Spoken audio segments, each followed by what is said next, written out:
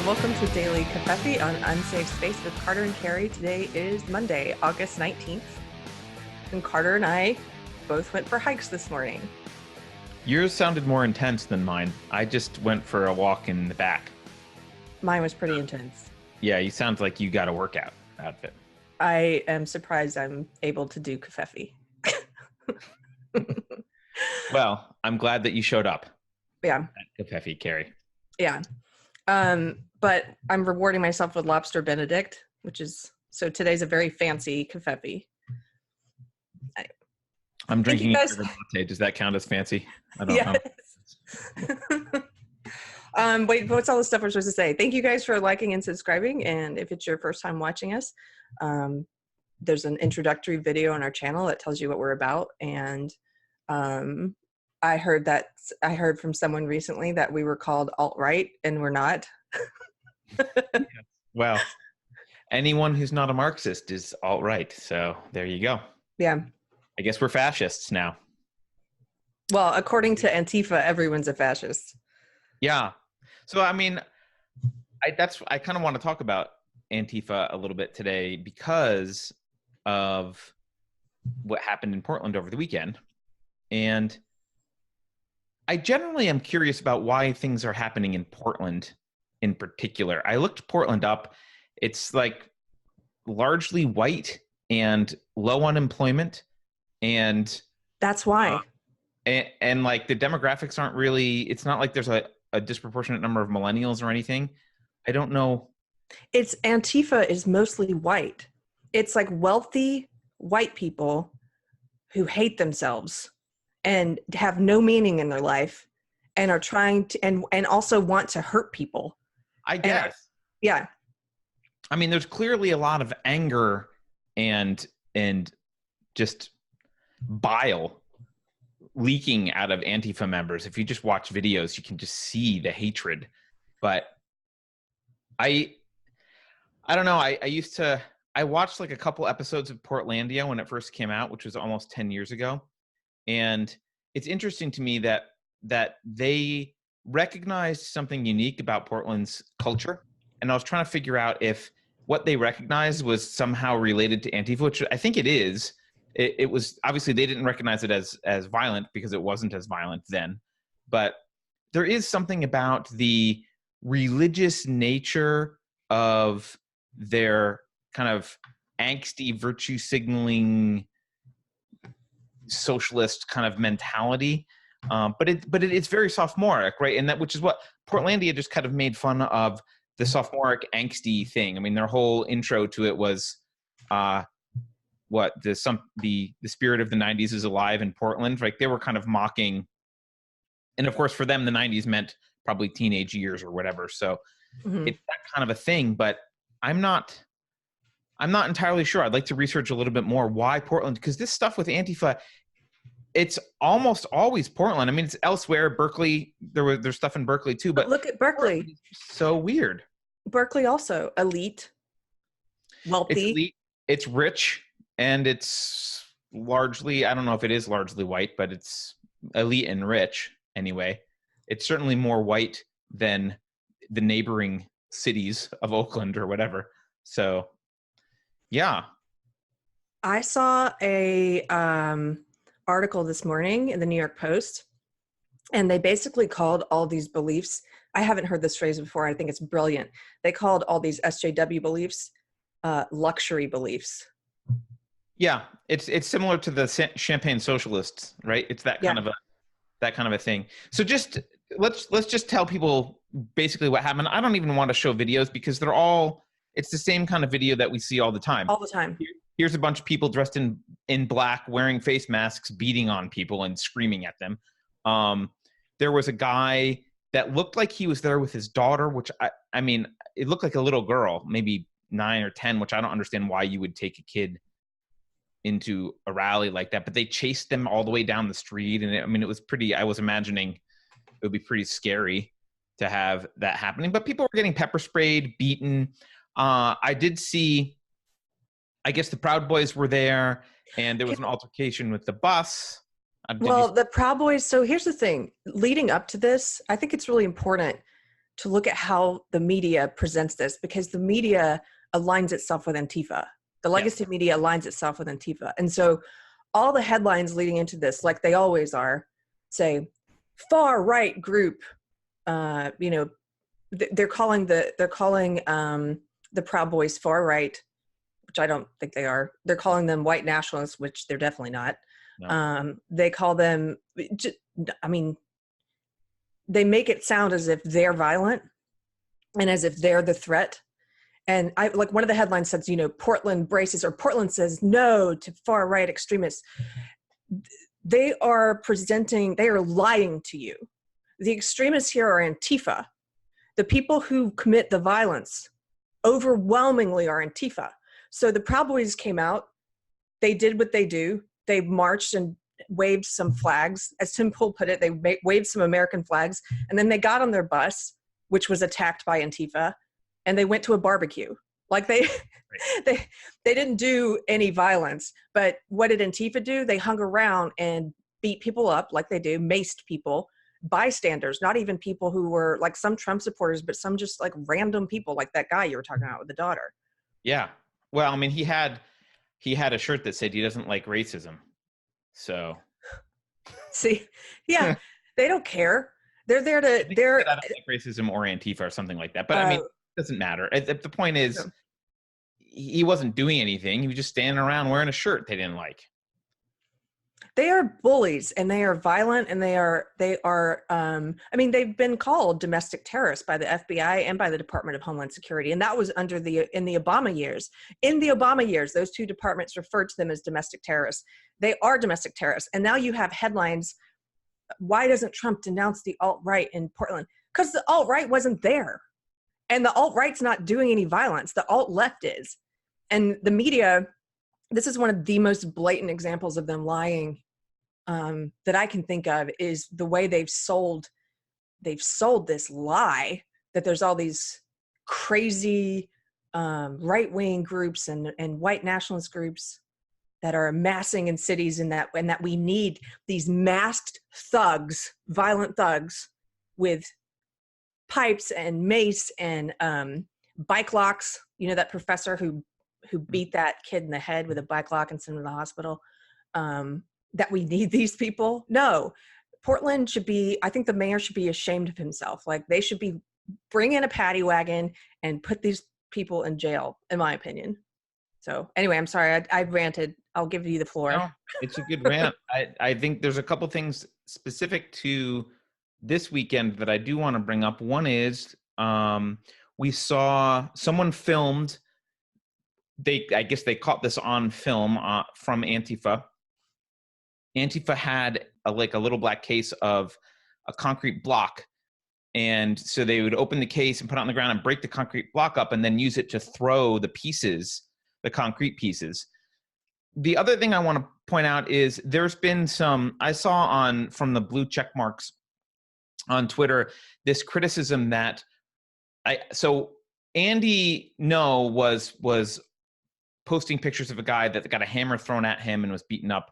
And the blue check marks were saying, yes, but the Proud Boys brought that hammer and they were attacking with the hammer first. And that's sort of true, but deserves context. Antifa, first of all, just in this specific instance, Antifa was attacking the bus and trying to pull people out of the bus so they could beat them. Someone on the bus reached out with a hammer to try and stop them from hit their hands to stop them from trying to grab people off the bus. So this was already, they introduced the hammer. It was in defense of the bus. People were getting pulled off the bus to get beaten up by Antifa. So the hammer got away from him, and then they used the hammer and threw it at someone. Now, the other thing, though, I think that we need to understand is we need to step back and understand that the Proud Boys formed in response to Antifa violence. That's part of their origin story. So this is you had Antifa out beating people up, getting away with it. In fact, these guys in New York, the two Proud Boys were just convicted in New York.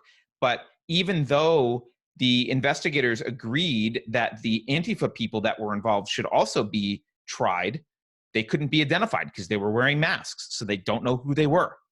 So you had Antifa out here beating people up, inciting violence, and part of what the Proud Boys, part of their origin story was around fighting back, like protecting people from Antifa. Go ahead. Can I point out the New York scuffle you're talking about and this thing that just happened in Portland?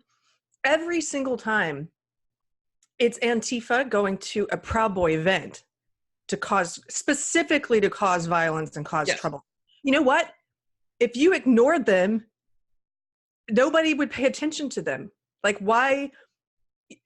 One of the things I did watch Tim Pool's video about it. One of his points was like, it was a PR win, even though the legacy media, the blue check marks, are working overtime to try and present this in the exactly opposite light.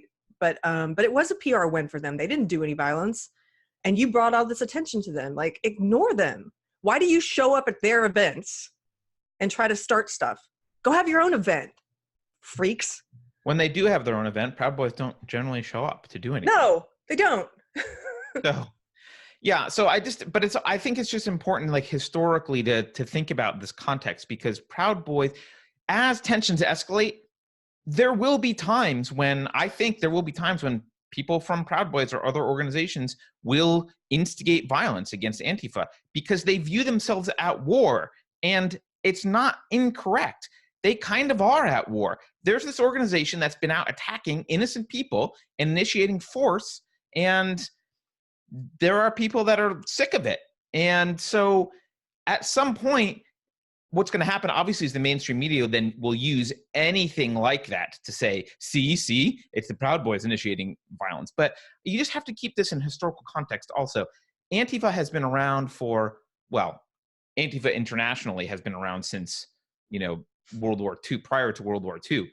But Antifa, this incarnation, it's been a while. This is years, and they've been doing this, and they've been beating people up, and they've been getting away with it, and they've been hitting them with bike locks, and they've been throwing cement blocks at people, and they've been attacking people and hitting them with sticks and macing them, and this is starting fires and looting and rioting. Yes. So this is who Antifa is, and I think it's important to keep that in context. They throw urine and feces on cops, and not just cops. They throw it on people. They pee in bottles, and they bring it, and they're proud of it. They're disgusting people.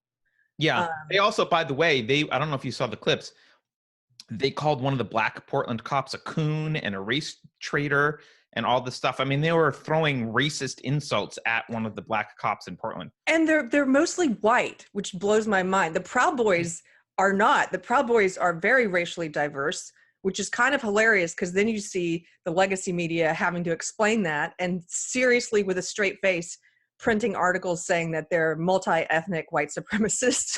Right. Anyway. The other thing I just want to mention about the blue check marks is, and I've seen this a couple times, and I almost feel like it shouldn't have to be addressed, but I know that there are low IQ people out there that need to hear this. Most of those low IQ people are probably blue check marks, but there are people out saying, oh, let me explain to you, world. Antifa is short for anti-fascist. Therefore, everyone else that they're fighting, they're only fighting fascists. Oh my gosh. Because the name is anti-fascist. See? That's literally the depth of analysis that's happening in the blue checkmark Twitterverse, which is, I mean, it's shameful. It's shamefully dumb. But I just want to point something out, just in case you haven't noticed this. The People's Democratic Republic of Korea, not a democracy. The Patriot Act, not really about patriotism. Leave no child behind. Dr. Dre is not a doctor. Right? This is not... I got that one from someone else on Twitter, by the way. But so I want to give credit. I don't remember who it was. But look, just because something is named something, that doesn't mean that's what it is. In fact, Keri, what book are we reading this month? Yeah, 1984. I mean, What's in 1984? What's the thing in 1984 that's popular? doublespeak, Yeah, Newspeak. newspeak. So they actually it is beneficial to name things in this way. Like that, like No Child Left Behind is another example. Yes. You're telling people what you want them to believe Yes. you are about.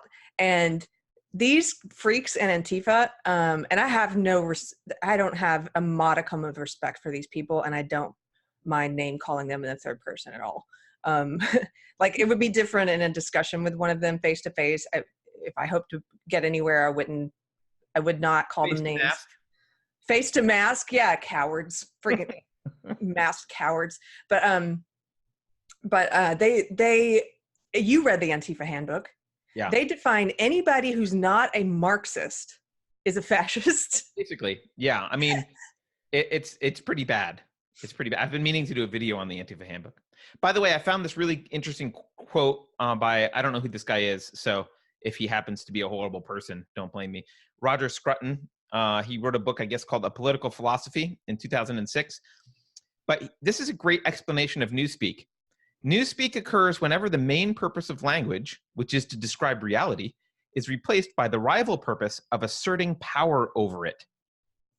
To me, that's exactly the point. And that's why they call themselves anti-fascists, because they want everyone who's not them, and they are radical Marxists.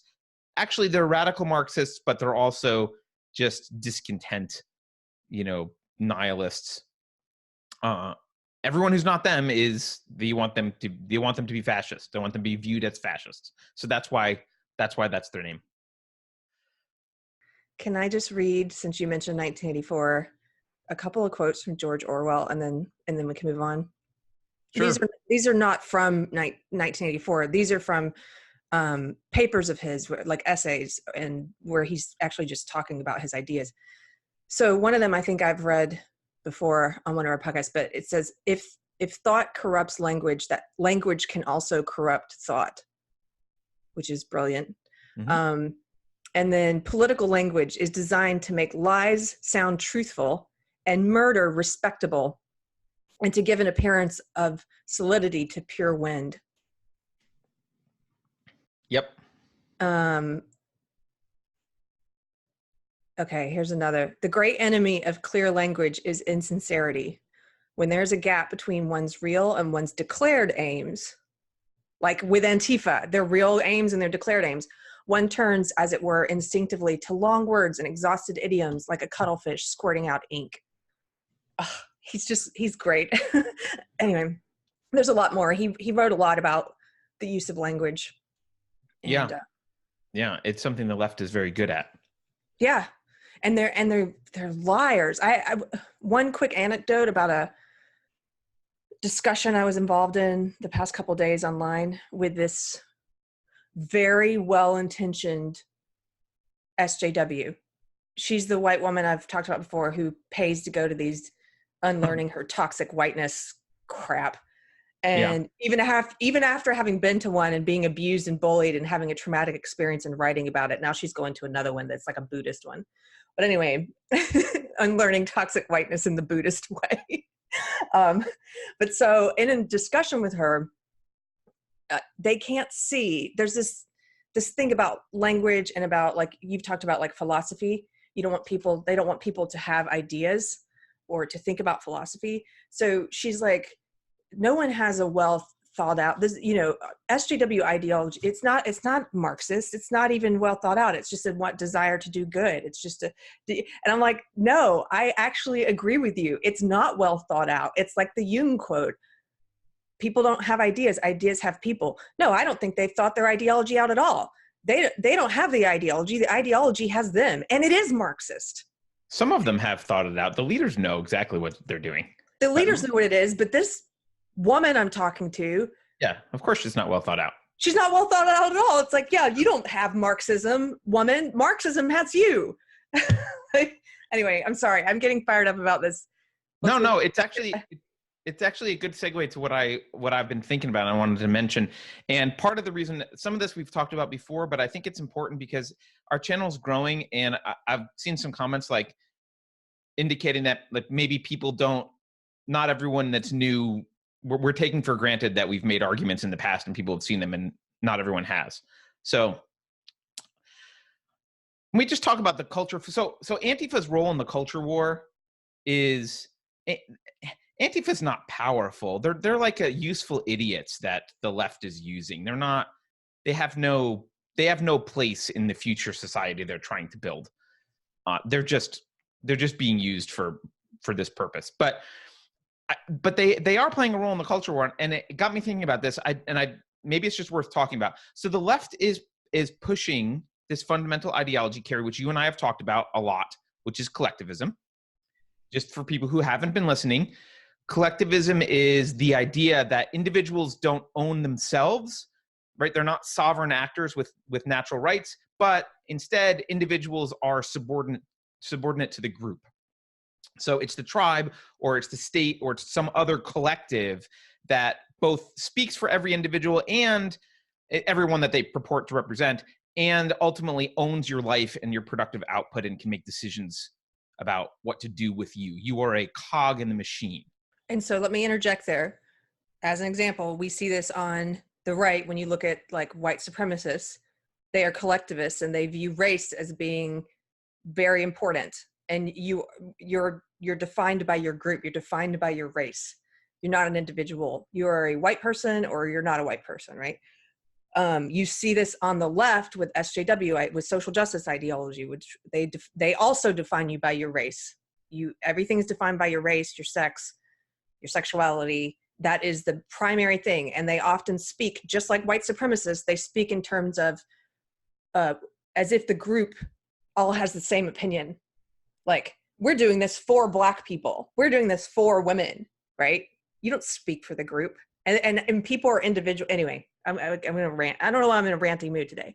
I just want to make that's an example. No, it's good. And actually, it's good that you brought it up, because a lot of times when we say like fascism and Marxism are two sides of the same coin, people are like, how can you possibly say that? And like, well, I know the left doesn't like when people point out that Nazi was National Socialism, and they say, well, that wasn't socialism, that's fascism, that's totally different.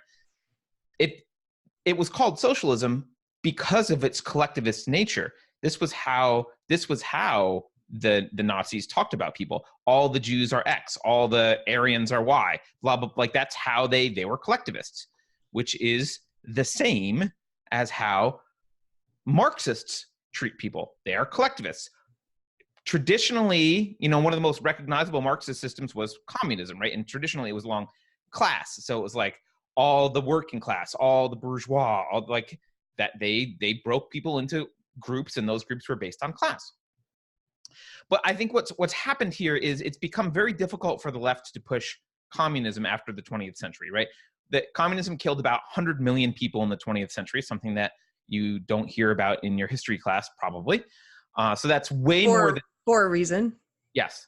That's way more than Nazism, right? So there's the killing fields of Cambodia. If you don't know about the Khmer Rouge and Pol Pot, go look them up. If you don't know about the Holodomor, where the famine in the Ukraine caused by Stalin, that killed more people than the Holocaust, just that, go look it up. Look it up, all the people that Stalin killed. If you don't know about the Great Leap Forward, Chairman Mao killed roughly 45 million Chinese. All of this was done in the name of communism. So, and by the way, or Marxism.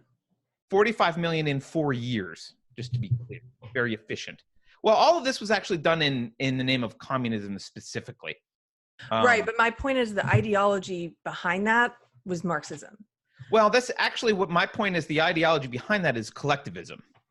Right, but Marxism is a form of collectivism.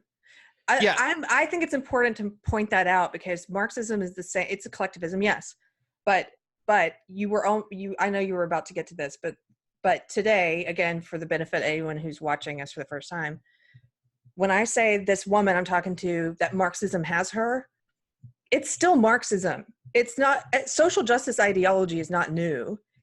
They've just changed it. Instead of it being about class, like Carter's talking about, what we're seeing is it's now about identity groups. So the groups they're putting people in are based on race and sex and sexuality. And it's all based on identity, and how much, quote, power they say you have comes from what groups you're in.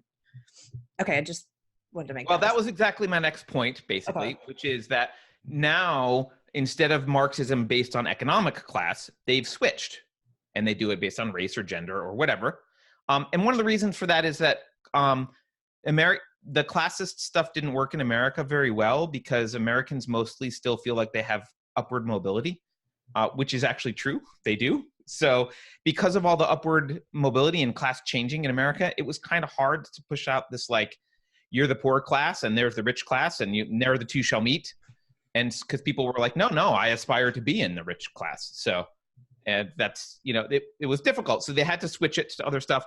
But the other thing that they're doing, and Keri kind of touched on this, their other part of their new strategy is, whatever they do, don't call anything communist, and actually even avoid Marxist if you can. Sometimes at universities, they'll admit their Marxism a little bit, but generally it's like any other label. Socialist, they'll even use the label democratic.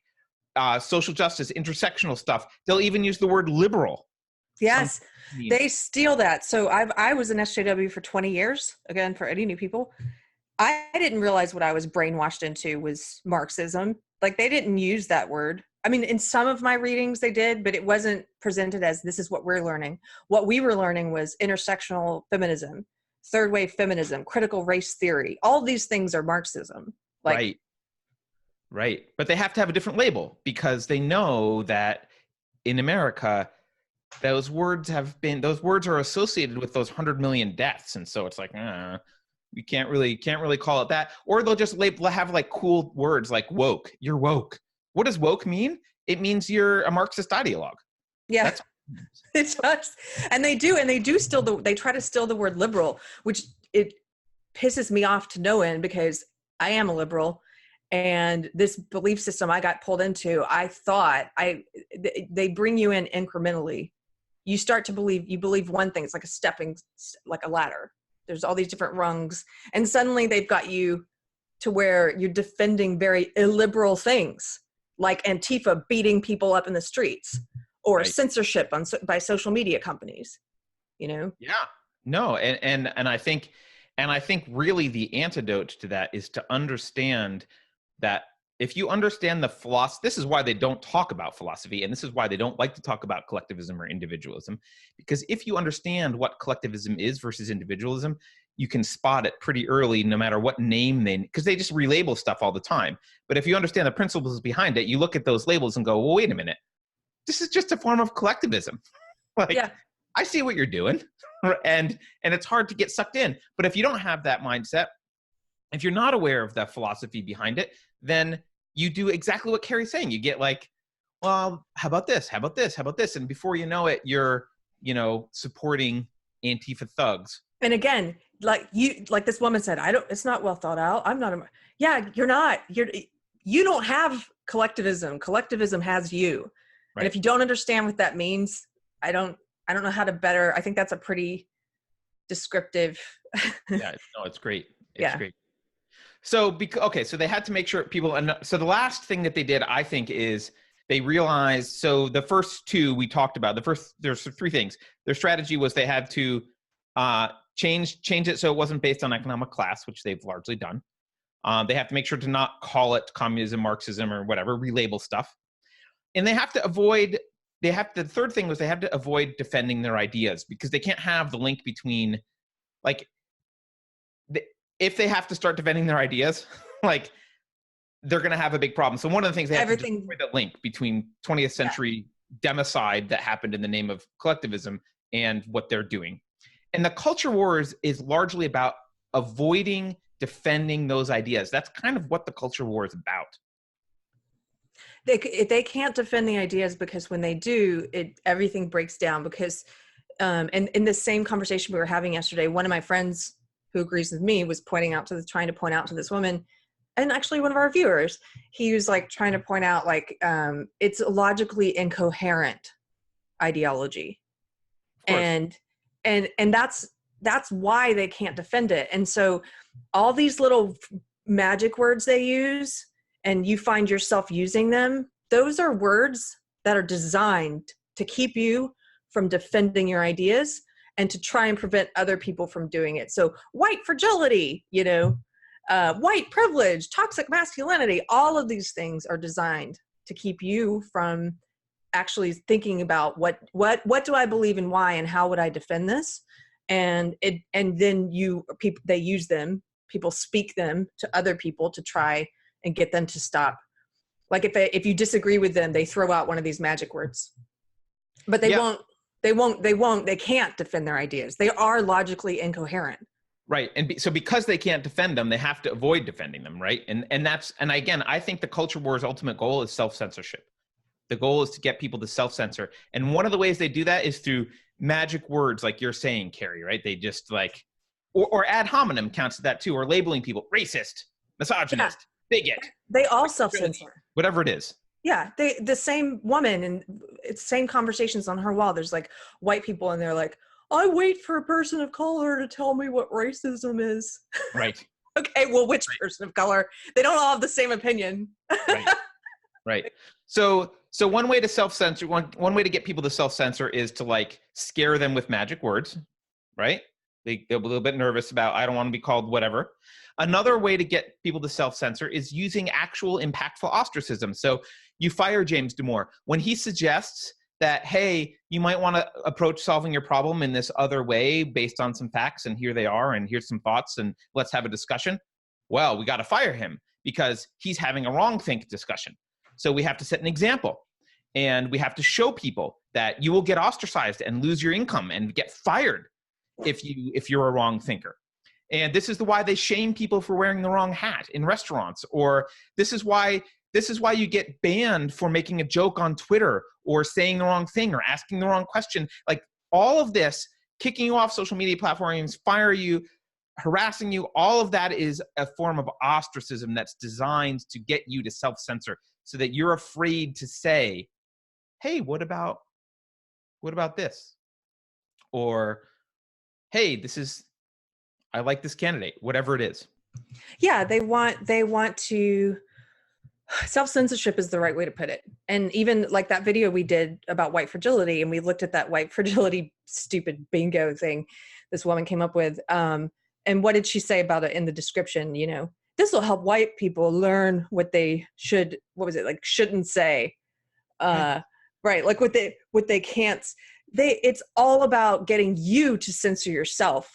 That's why authoritarians don't need guns if they can get you to do it yourself based on cultural and social pressure. Right. Especially if you don't have guns, but that's a separate issue. Yeah. I mean, it's much easier. Was it Yuri? What's his last name? Bezmenov, I think. Yeah. So that the Soviet defector, right? Mm-hmm. He talked about this. Like it's much easier to brainwash a country through academia, start with the academic institutions, and have people do it to themselves. Yeah. Like, I think it's all about self-censorship. And I think this is where, so I think the third kind of rung here, so we talked about like verbal magic words and that kind of stuff. There's this pressure of getting your Facebook or Twitter account deleted or getting fired even, like that's ostracism. And the third rung is actual physical violence. And that's where Antifa comes in. And just think about this for a second.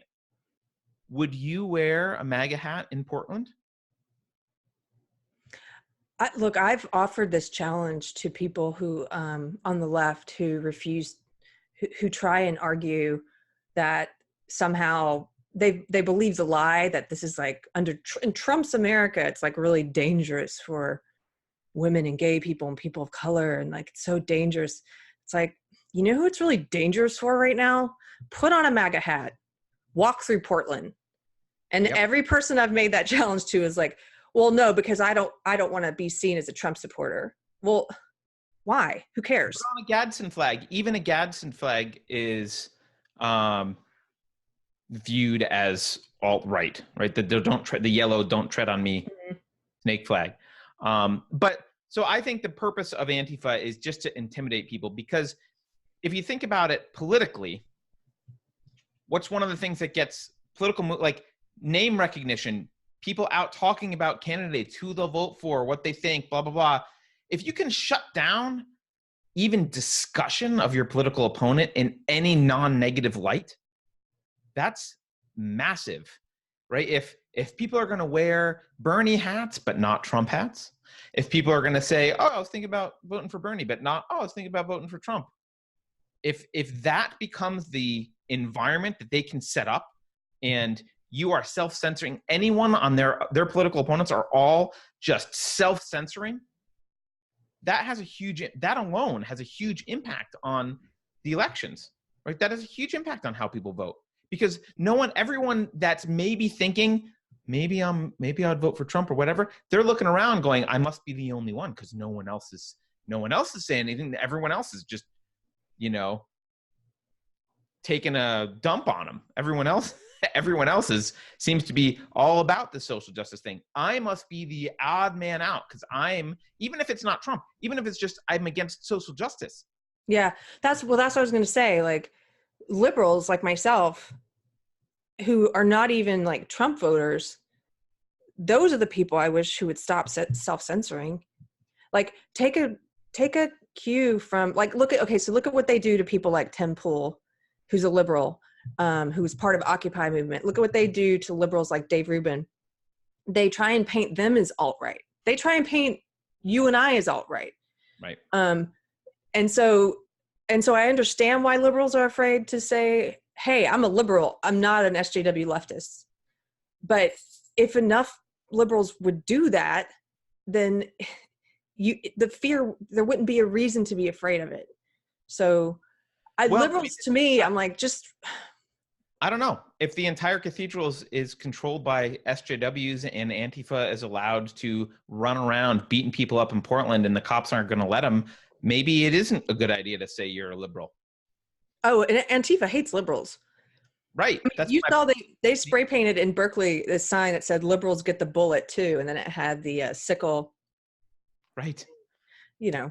By the way, that great visual image, the Antifa people carrying a communist flag this weekend in Portland. Yeah. And the Hong Kong protesters carrying the American flag.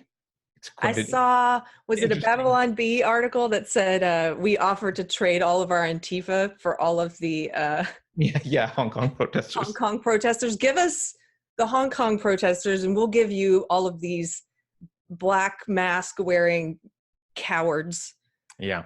Elitist cowards. Yeah. Racist, sexist, authoritarian bullies. So in light of this understanding of the culture war, Keri, and the verbal, the ostracism, and the actual violence as intimidation, right?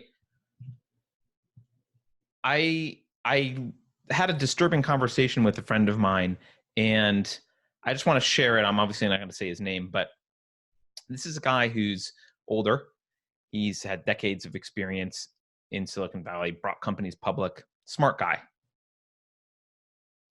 He voted for Trump. Obviously, he's smart enough to never, ever talk about it in Silicon Valley or even mention that he's interested in politics in any way, right? Just doesn't say anything.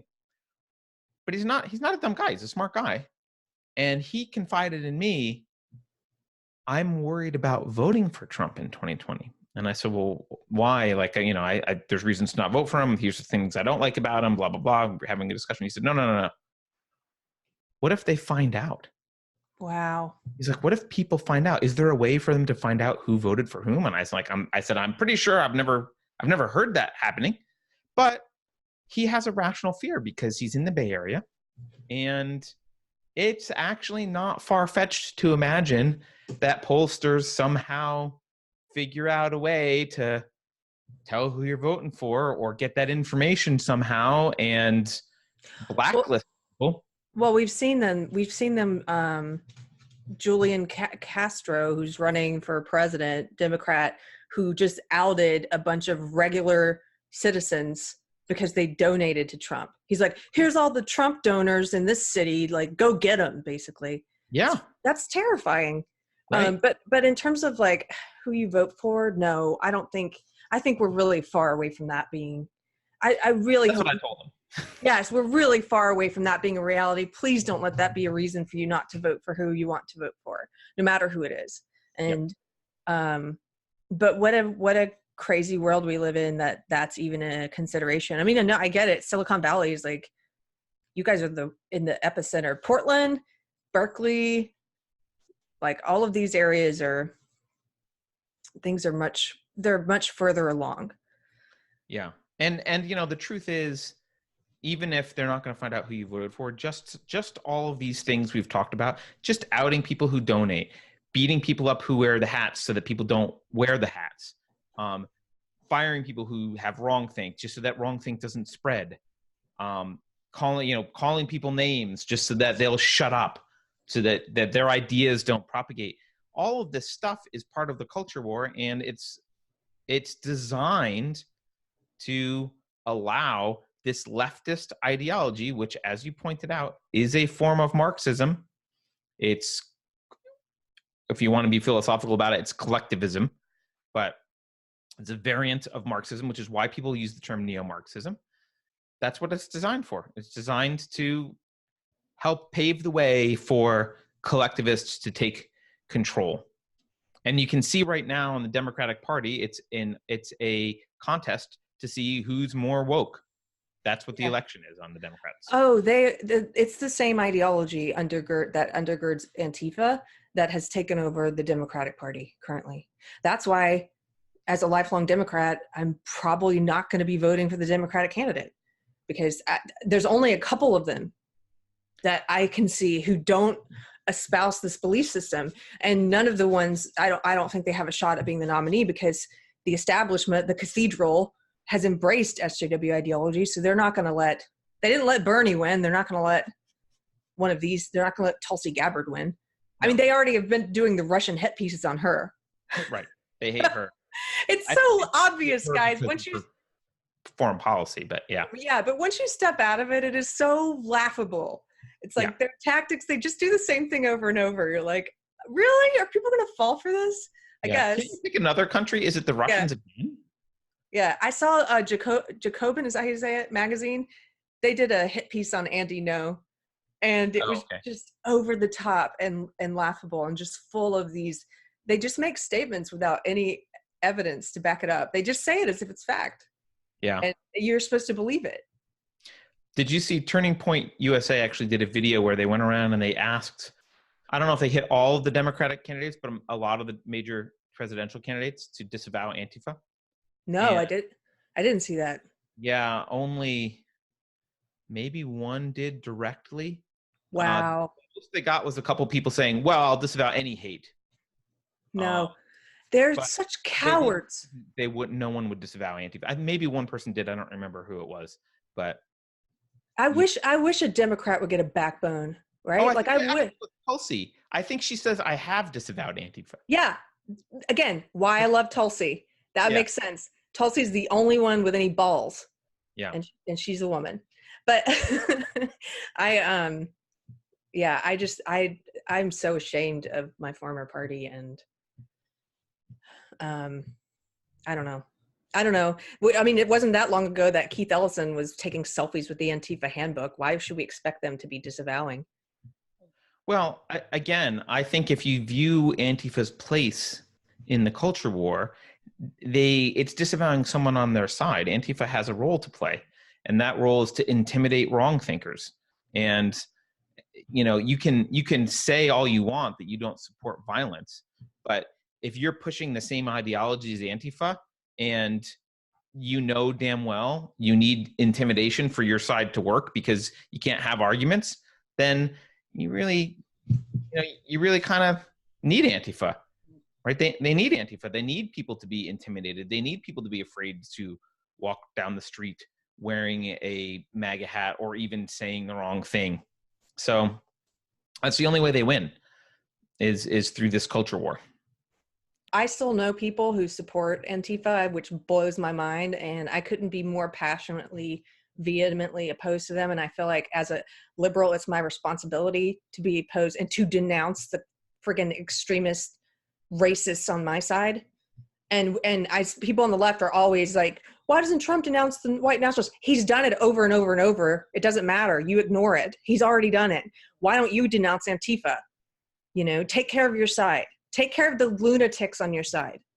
So I would encourage you to stop viewing them as on your side. No, because they're on the left. That's what I mean by that. They're not on my side, but I'm speaking in the language of most. Okay. Most people view left and right as a thing. I don't view it as a thing anymore, but they do. So I'm trying to speak that language. I get a lot of people on the left who are like, why don't you attack the right, the extremists on the right, the way you attack the extremists on the left? Because I'm not on the right. It's not my responsibility. I'm on the left. So these freaks over here don't represent me. And those are the ones I need to be calling out. Plus, there's just a handful of them. They're just not impactful. They're mostly a mirage. There's a few. There's like Richard Spencer, and there's a few people on the right. Oh, you mean on the right? Yeah, those freaks. Mostly it's just ghosts that CNN has scared you to even exist. Yeah. The real extremists right now who are getting a big pass from politicians and the media, are the freaks on the left. Yeah. So I do get angry about it. They do not represent me. And if I have a responsibility to call out hateful extremists, it's going to be the ones on the left. So if you're on the left and you expect people on the right to do that about their crazies, lead by example. Start criticizing your crazies. Right. Well, people on the right do generally. They do. I know. So why don't we do that on the left? Because you need Antifa. I don't. Well, the left needs Antifa. Yeah. Right. Look at this little doggy. That dog does not need Antifa. No, this is Jack. Anyway. Well, let's remember that we're in a culture war. Stand up to the verbal pressure, the ad hominems. Call it for what it is. Call out collectivism for what it is. You know, the more people that stand up to this, I think maybe the better chance that we have of at least fighting it. But I think, Keri, at the end of the day, we've got to find a community of people who understand what's going on here and who are not part of this. And that's kind of this spot. Like, come to the channel. Keri and I don't always agree. We're not right about everything, even though I often feel that I'm right about everything. Part of my personality. But look, argue with us, come here. But this is a space where we can have conversations without any of this kind of any of the ostracism, the just ad hominem labeling, disengaging tactics. No one points your finger and says you're racist because of you have the wrong opinion. We just need to. I think we need to have a community of people who respect individualism. That's what we're going for here. And however, we will say if you support a racist belief system, that you support a racist belief system. And I don't care if that's after interacting with someone, if I believe they actually are racist because there's reasons for that belief, then sure, I don't mind calling people racist if I think they're supporting racism. But after a conversation, that's not a way to shut down a conversation. It's not, hey, I disagree with you, racist. That's not how it works. Thank you guys for watching. Thank you for subscribing and sharing. And if you want to donate financially, we have a Subscribestar. And we also have merchandise on our website. And we are doing our second book in Unsafe Space Book Club coming up on September 8th. We'll be doing a live discussion with anyone who wants to be a part of it. So the book we're reading now is 1984. So start reading. What else? No, I think that's good. Unsafespace.com is where all that merch stuff is. And you can get to Subscribestar from there, but you can just search for unsafespace.com on Subscribestar. Really appreciate the support of everyone in the community. Please continue to support us, and we will continue to do this and hopefully improve. So, bye, Jack. Jack can't see you. Bye.